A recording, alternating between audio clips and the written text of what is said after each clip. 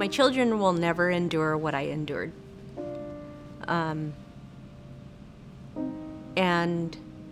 my education has really given me the power to protect my children in a way that I probably wouldn't have had the skills to.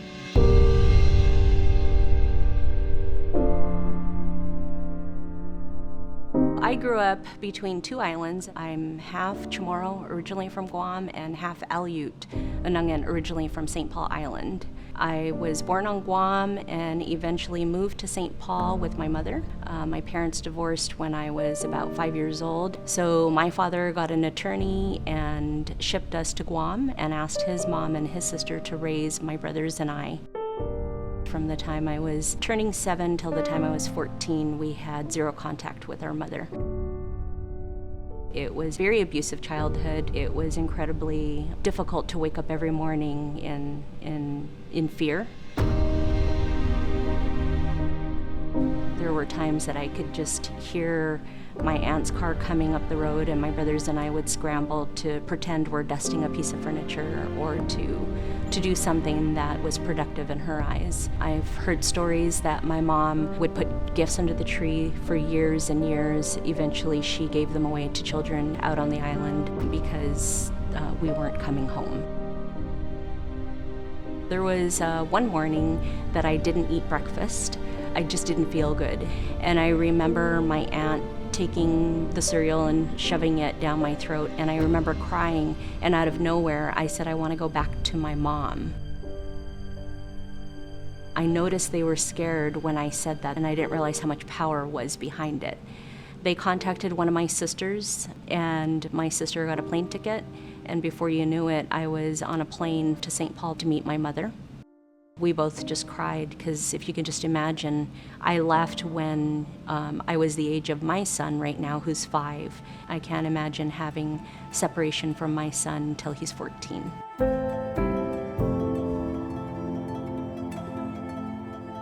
I entered into the school system out on St. Paul. High school in St. Paul stopped at 10th grade, so you had to leave for your junior and senior year. But if you can imagine, after being separated from my mom for 7 years and then all of a sudden having to go off to boarding school, it was complicated for me. I had never even had any healing from what I had endured in Guam, and no one really knew. I ended up dropping out. My mother, she was a good woman, but she was struggling with her own issues of alcoholism. I woke up one day and thought, I can't do this. I'm going to be stuck and no one's going to take care of me. I need to go back to school. I need to do something with my life. So I ended up finding someone to live with and finish high school in Anchorage. When I graduated from high school in 1993, it was really exciting, and my family was very proud of me. I just knew that I wanted to go to college. Something told me I had to go to school because I had to have a future. I wanted to have a career. But I'm not good at reading, I'm not good at writing, and I'm not good at comprehending. Statistics, research, theories, it's overwhelming, but that's where you dig deep and you push yourself. There were times that I got D's in classes, I'd retake them. I did things over and over if I had to. I was determined to get a degree and to accomplish my education. So I finished my bachelor's degree in 1999 from the University of Alaska Anchorage, and I continued. I obtained my master's degree in 2010. And I obtained my PhD in 2013. Coming into work every day is very meaningful to me. To be able to work with a team of individuals, I feel at home when I'm working for an Alaska Native organization. We have to work together to meet our vision that Alaska Native people are the healthiest in the world.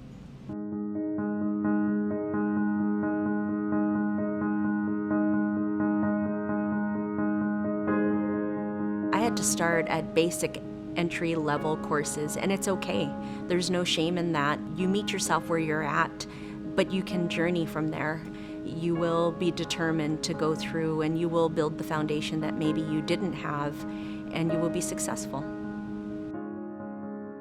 We have the answers within us to deal with some of the challenges that we face. And it's no secret that we have a lot of challenges that we face in rural Alaska for many reasons. And so education allows us to bring in the resources that are needed. I always tell young people, college will change you. And it's okay to walk in both worlds. It's okay to honor and respect Indigenous knowledge, teachings of your elders, and to blend that with Western academia. It makes you very powerful. Knowledge is very powerful.